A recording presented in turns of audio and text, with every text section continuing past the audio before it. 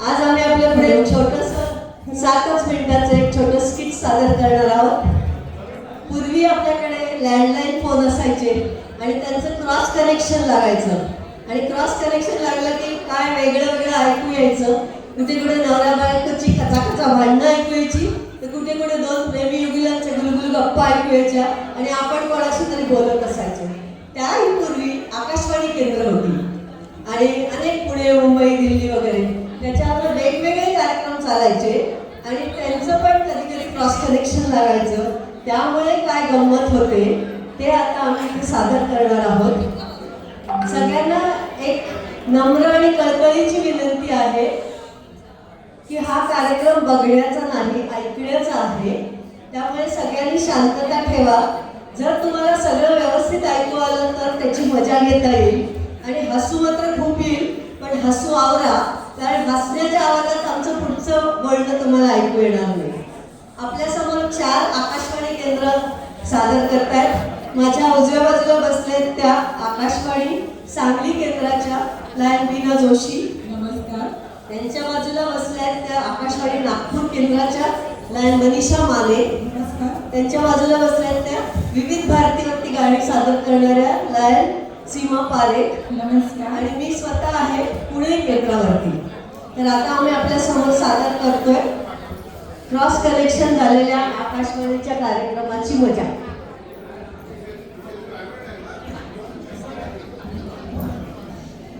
सर्वांनी शांतता ठेवावी प्लीज. प्रदीप कुलकर्णी प्लीज. सर्वांनी शांतता ठेवा म्हणजे नीट ऐकायला मिळेल आपल्याला. नमस्कार. आकाशवाणी पुणे केंद्रावरून दिल्या जाणाऱ्या बातम्या.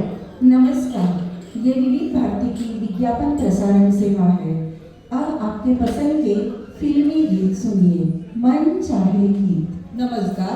आकाशवाणीच्या सांगली केंद्रावरून महिला जगत या कार्यक्रमात सौ रसगुल्ले आपल्याला पाककृती शिकवते. नमस्कार, हे आकाशवाणीचे नागपूर केंद्र आहे.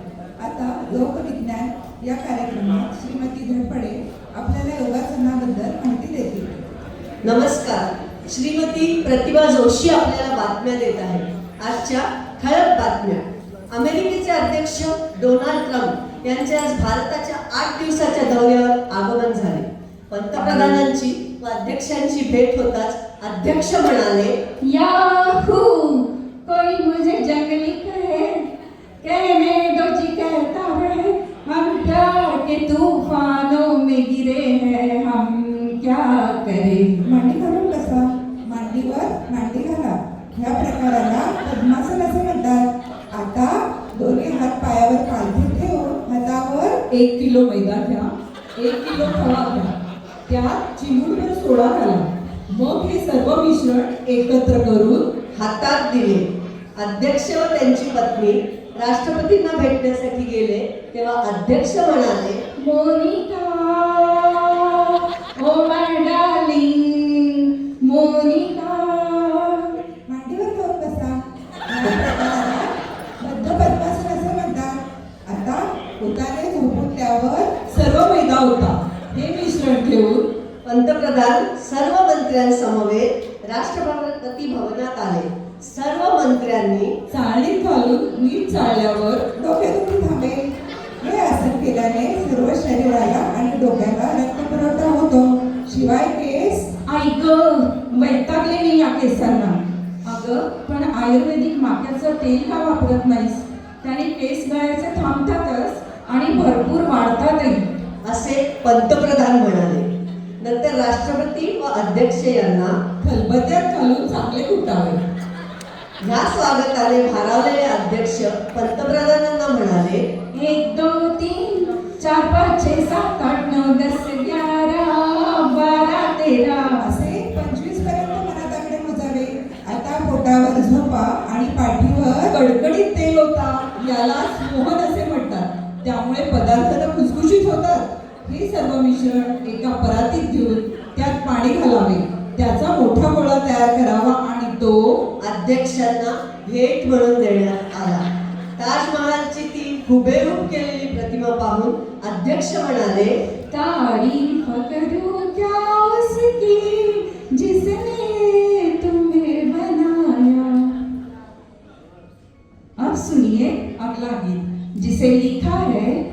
मुख्यमंत्री यांनी.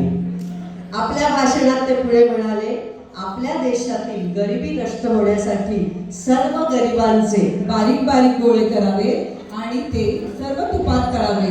तळलेल्या गोळ्यावर उतारणे झोपा, दोन्ही पाय हळूहळू पोटाशी घ्या, नंतर पाय हळूहळू तोडून टाका.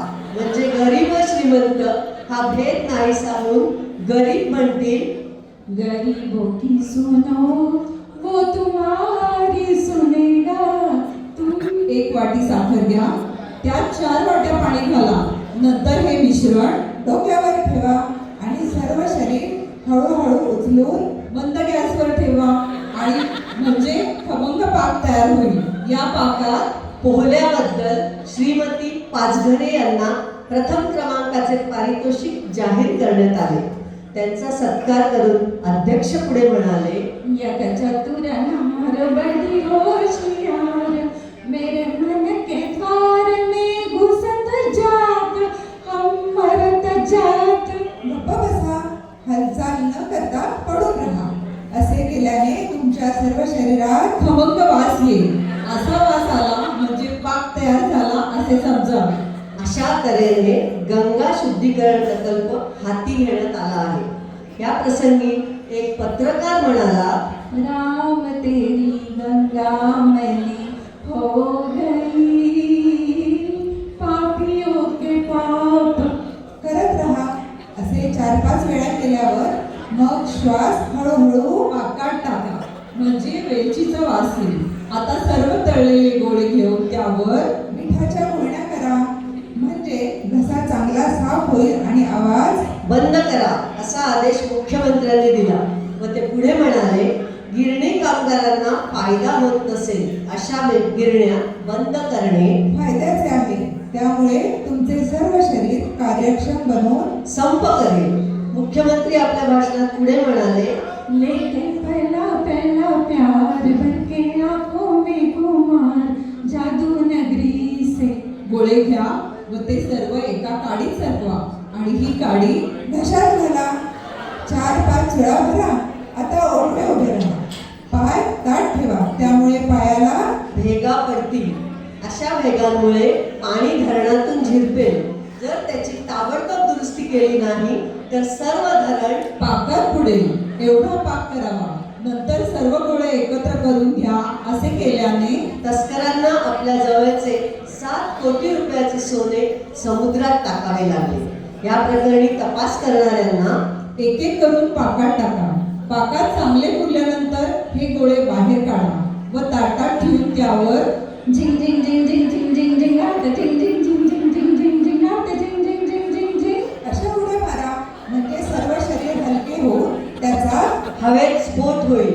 स्फोटामुळे यानाचे दिल के टुकड़े टुकड़े करके मुस्कुरा के चल दिए, दिल के टुकड़े. पाकात सर्वत्र पसरतील. त्यामुळे पाक गाळून घ्यावा. आता हा गाळलेला पाक नाकाने आत ओढा. तोंडाने अजिबात श्वास घेऊ नका. नाकाने श्वास घेतल्याने बाहेरील थंड हवा आत जाऊन